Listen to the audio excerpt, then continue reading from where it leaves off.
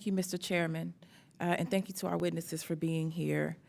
St. Louis and I are here today in opposition to Republicans' continuing assault on our democracy and in support of political self-determination for the residents of Washington, D.C. Let's get one thing straight at the top. The idea that Republicans care about election integrity in D.C. is a joke. Just 2 years ago, I was barricaded in my office right here in D.C. This is the party of insurrection whose supporters attacked the Capitol in an attempt to overthrow what? A democratic election. When Republicans talk about election integrity, they're really talking about voter suppression. They're talking about carrying on the legacy of slavery and Jim Crow by actively disenfranchising Black and brown communities through legislation like the American Confidence in Elections Act to undermine voter access and fair and impartial election administration.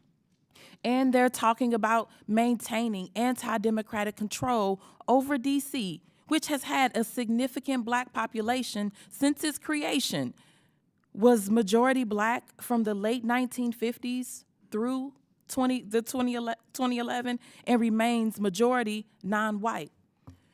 The United States is the only democracy in the world that denies the residents of its capital voting representation in the national legislature. D.C. residents have been demanding voting representation in Congress for more than 200 years. And in a 2016 referendum, 86% of D.C. residents voted for statehood. Republicans want to pretend that D.C. statehood is a power grab for the Democrats, a power grab for the Democratic Party. They say it's a political ploy to gain seats in the Senate. But that just doesn't really make sense.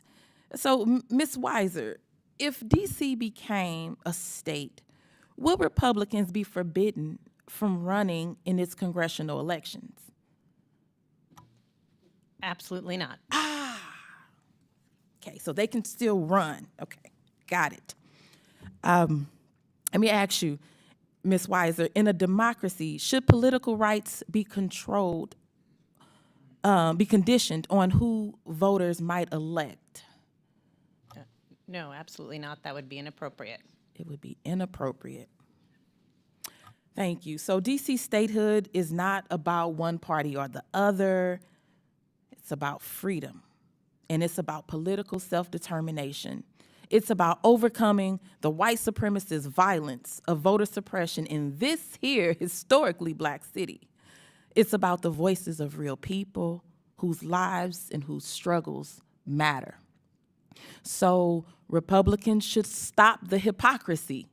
Again, I remember being barricaded in my office trying to figure out how to protect my staff, and my words were, if they come to this door, we bang into the end.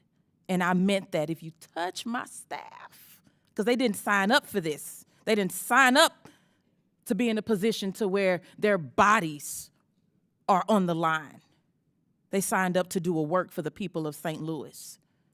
So stop the hypocrisy.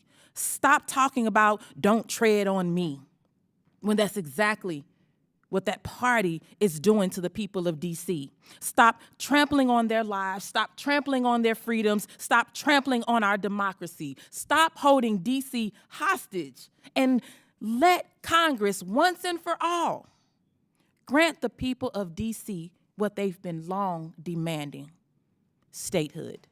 Thank you, and I yield. Will the gentlelady yield? Will the gentlelady yield? You still got it, go. Yes. Oh, I'm sorry, were you still questioning? I started saying it, so. I yield back to you. Okay, well, I yield back to you.